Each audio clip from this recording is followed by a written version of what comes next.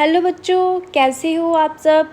आशा करती हूँ आप सब ठीक होंगे। तो आज हम करेंगे क्लास 9th की हिंदी का कहानी बाग में से पाठ नंबर 8, जिसका नाम है पाजेब, और इसको लिखा है जिनेंद्र कुमार जी ने।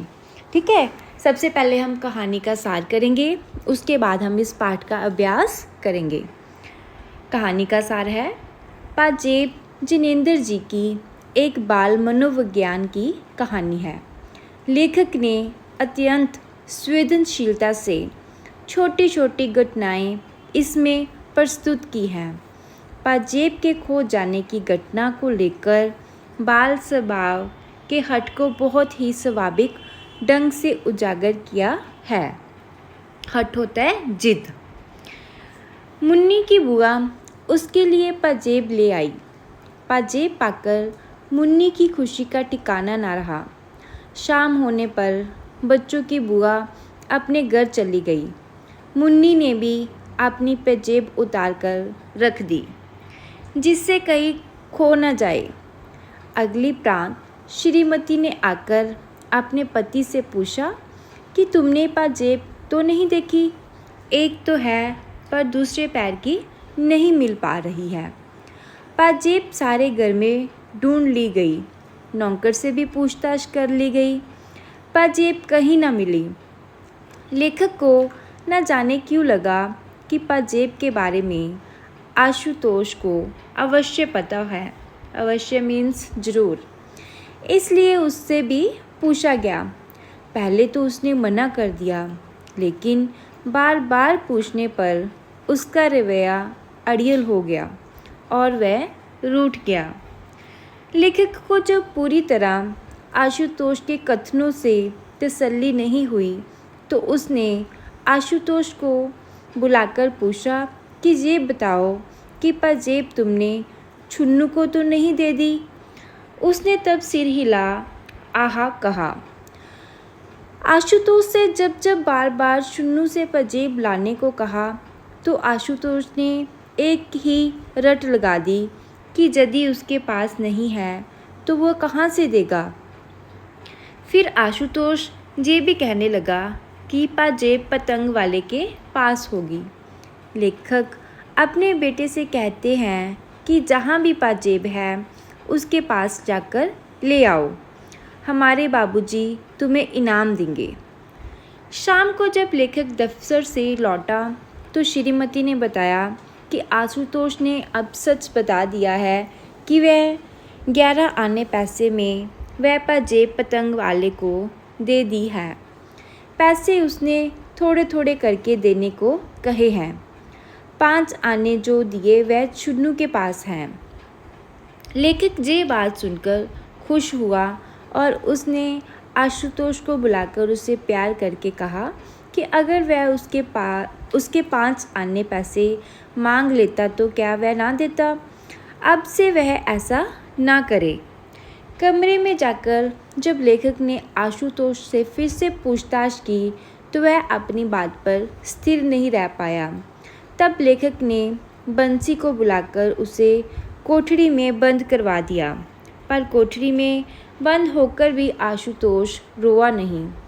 इस पर लेखक ने अपनी पड़ताल जारी रखी और आशुतोष ने सिर हिला दिया कि पतंग वाले के पास नहीं जाऊंगा।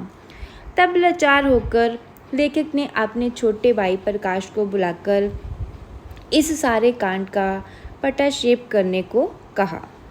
प्रकाश भी कुछ समय देर बाद लौटकर आ गया और बताया कि आशुतोष तो रास्ते में से ही भाग आया है और वह रूठा खड़ा है, घर में नहीं आ रहा। जब उसे पकड़ कर लाया गया तो लेखक ने उसे कसकर 2 चांटे लगाए तथा उसे कोठरी में बंद करने का आदेश दिया। इस बार वह आधे 1 घंटे कोठरी में बंद रहा। लेखक ने प्रकाश को पतंग वाले के पास भेजा। प्रकाश गया, पर लौटने पर बताया कि किसी भी पतंग वाले के पास पाजेब नहीं है। हताश होकर लेखक ने आशुतोष से प्यार करके पाजेब के बारे में पूछना चाहा, पर आशुतोष फिर से यही कहने लगा कि पाजेब उसके पास नहीं हुई तो वह कहाँ से देगा। लेखक उसे डांटने वाले ही थे कि इतने में सामने उसकी बुआ दिखाई दी। बुआ के आने पर गुम हुई पाजेब का रहस्य भी खुल गया। बुआ ने सहज स्वभाव में सबको बताया कि उस रोज़ भूल से ये एक पाजेब उसके साथ ही बास्केट में चली गई थी। ठीक है, अब हम इसके करेंगे क्वेश्चन आंसर। सबसे पहला क्वेश्चन है, मुन्नी के लिए पाजेब कौन लाया। तो इसका उत्तर आएगा, मुन्नी के लिए पाजेब उसकी बुआ लाई। नेक्स्ट क्वेश्चन आएगा, मुन्नी को पाजेब मिलने के बाद आशुतोष भी किस चीज़ के लिए जिद करने लगा। इसका उत्तर आएगा, मुन्नी के बड़े भाई मुन्नी को पाजेब मिलने के बाद आशुतोष भी साइकिल के लिए जिद करने लगा। नेक्स्ट क्वेश्चन है, लेखक की पत्नी को पाजेब चुराने का संदेह सबसे पहले किस पर हुआ। तो इसका उत्तर है, लेखक की पत्नी को पाजेब चुराने का संदेह मीन्स शक सबसे पहले अपने नौकर बंसी पर हुआ। नेक्स्ट क्वेश्चन, आशुतोष को किस चीज़ का शौक़ था। उत्तर आएगा, आशुतोष को पतंग उड़ाने का शौक़ था। नेक्स्ट क्वेश्चन है, वह शहीद की बातें पिटता रहा था, रोआ बिल्कुल नहीं। उपयुक्त संदर्भ में बताएं कि कौन पिटता रहा। तो कौन पिट रहा था, आशुतोष ना।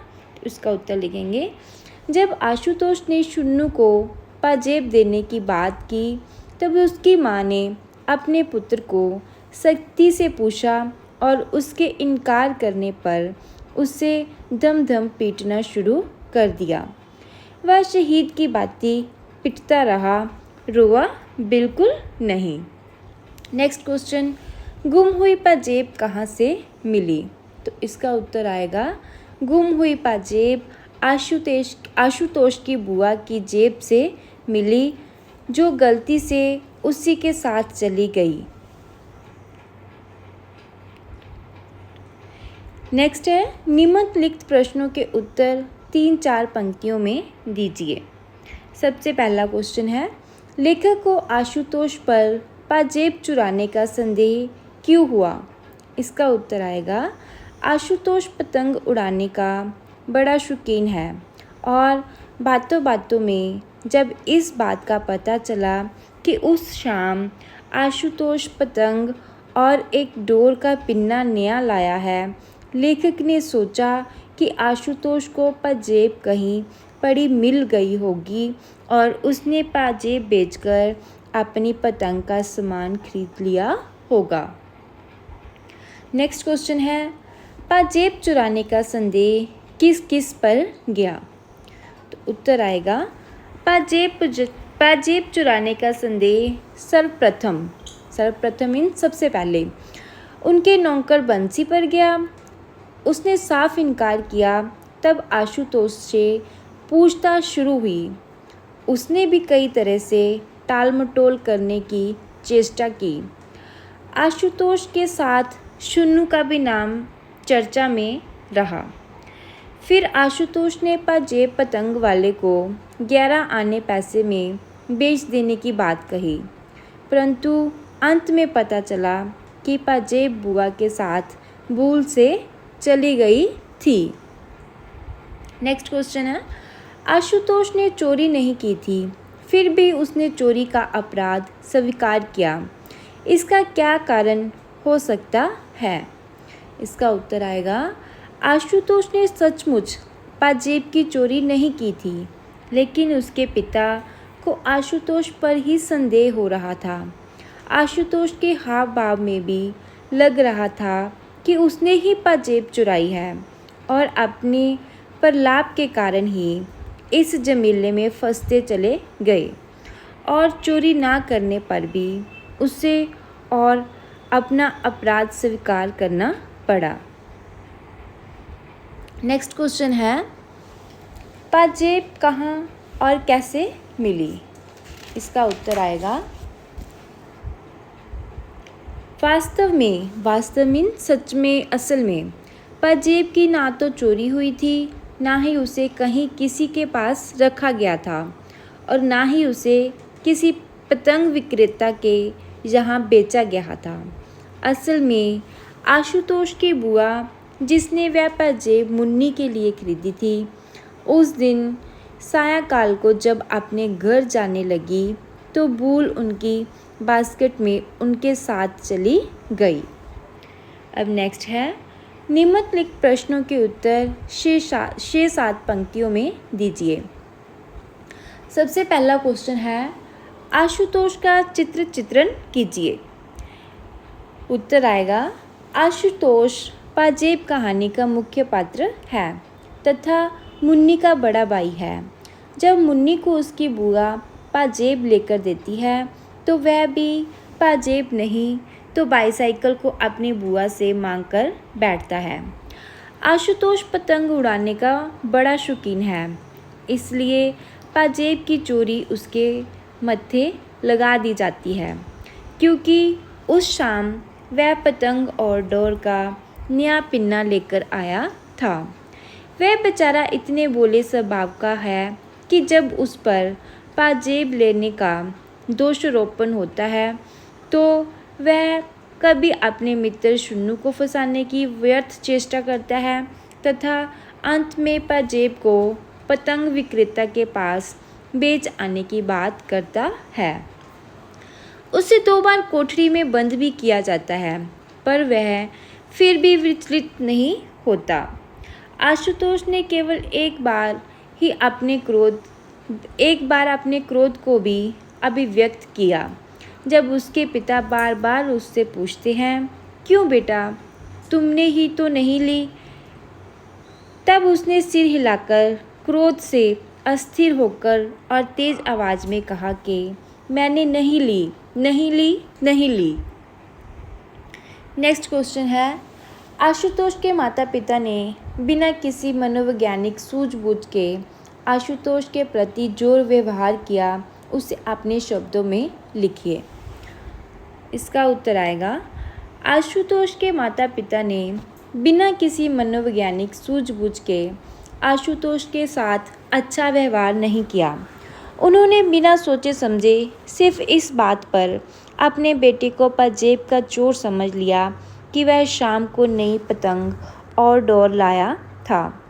प्रश्न उत्तर का ऐसा सिलसिला चला कि वह मासूम बिना किसी कसूर के अपराध कबूलने पर मजबूर हो गया। उन्होंने एक बार भी न सोचा कि उसके मासूम दिल पर उनके कठोर व्यवहार का क्या असर हुआ होगा। नेक्स्ट क्वेश्चन, आशुतोष के किन कथनों और कार्यों से संकेत मिलता है कि उसने पाजेब नहीं चुराई थी।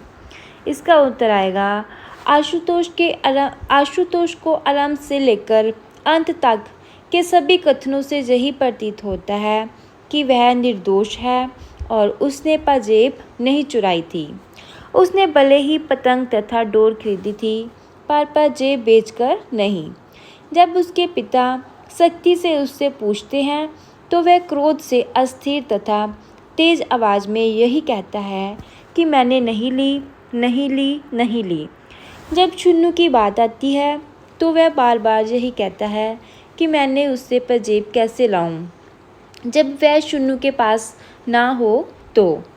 आशुतोष सच्चाई जानता था, तभी तो वह बार बार कहता है कि शुन्नू के पास नहीं हुई तो वो कहाँ से देगा। जब पतंग विक्रेता की बात सामने आती है तब भी आशुतोष टालमटोल करता है। पतंग वाले से 5 आने लेने की बात को भी स्पष्ट नहीं कर पाता। वह सब परिस्थितियों में हाँ कहता रहता है या फिर चुप हो जाता है। इस प्रकार उसके सभी कथनों तथा कार्यकलापों से यही सिद्ध होता है कि आशुतोष ने पाजेब नहीं चुराई थी। नेक्स्ट क्वेश्चन है, प्रेम से अपराध वृत्ति को जीता जा सकता है, आतंक से उसे दबाना ठीक नहीं।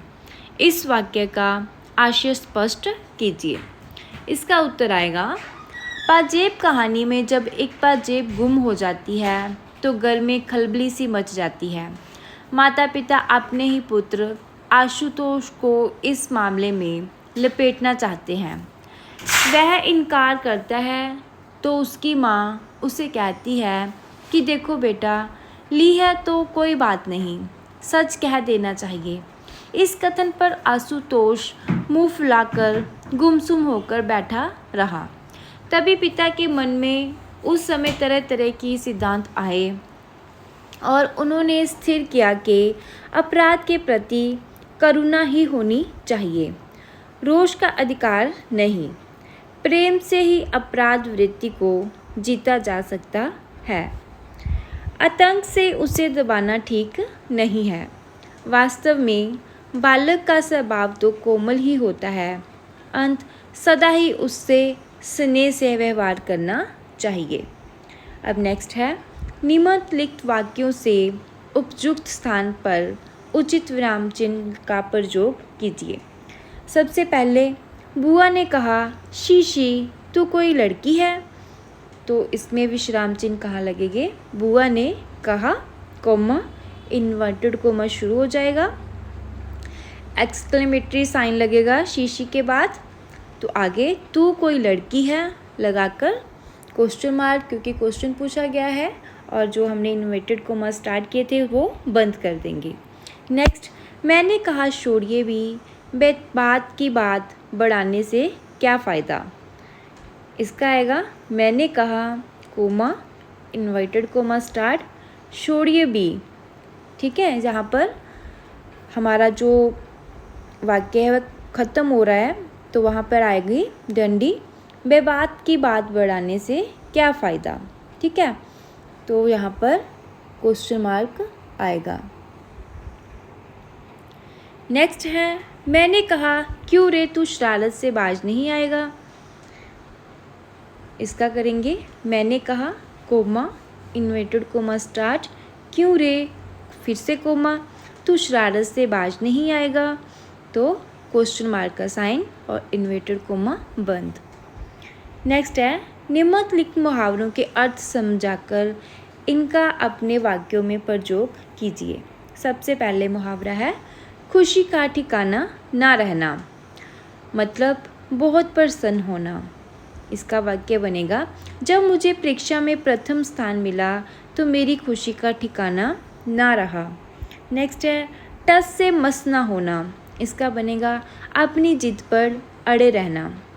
वाक्य बनेगा, मैंने उसे पिकनिक पर ना जाने के लिए कई बार कहा पर वह भी टस से मस नहीं हुआ। नेक्स्ट, चैन की सांस लेना, अर्थ है इसका राहत महसूस करना।